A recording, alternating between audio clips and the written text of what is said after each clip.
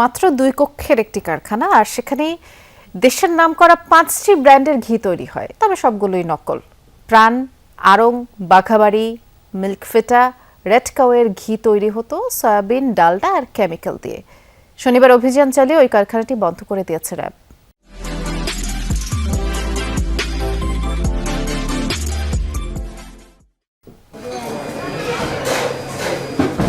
নারায়ণগঞ্জের পশ্চিম সানারপাড় একতলা বাড়ির ভেতরে যেতেই দেখা গেল মেঝেতে ছড়ানো শত শত টিনের কৌটা, গায়ে সাঁটানো বিভিন্ন কোম্পানির লেবেল।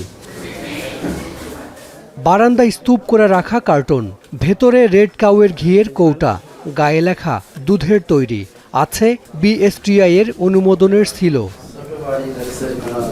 পাশের কক্ষে মিলল দেশের নামকরা 5 কোম্পানির ঘি। প্রাণ, আড়ং, বাঘাবাড়ি, মিল্কভিটা ও রেড কাউ সব বানানো হতো এই কক্ষেই।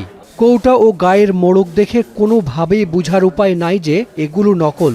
কেউ যদি পলাতক থাকে তাহলে তো তাকে সাজা দেওয়ার সুযোগ নেই আর কি। তবে তার যে কারখানাগুলো সেগুলো সব সিলগালা করে দিয়ে দেওয়া হয় এবং সে জায়গা চেঞ্জ করে অনেক সময়। তো আমরা তার বিরুদ্ধে ভাবছি আইনগতভাবে আরও পদক্ষেপ নেওয়ার, নিয়মিত মামলা করার, সেগুলো ভাবছি আর কি। উপকরণ হিসেবে পাওয়া গেল সয়াবিন তেল, ডালডা আর ঘিয়ের ঘ্রাণযুক্ত কেমিক্যাল। কারখানায় পাওয়া যায়নি কাউকে। মাত্র কয়েকদিন আগেই ভাড়া নেওয়া হয় বাড়িটি। ভাড়া কমপ্লিট করে ভাড়া দিয়েছে 10-12 দিন, আমরা দেখিও নাই। হেওয়া জানি জানে না যে কি হয়েছে, জানোই না যে এই ফ্যাক্টরি বানাবে বা এইসব ব্যাপার জানে না। অবশ্যই জানলে এটা অবশ্যই বানাতে দিত না। এই মালামাল ঢুকছে, কিন্তু দুটো লোক একটা অটো দিয়ে আসা যাওয়া করে, মানে বড় বড় মাল যেমন ড্রাম, তেলের ড্রাম এগুলো ভিতরে যারা দেখতেছি, এগুলো ঢুকে তো কখনো দেখিনি আমরা।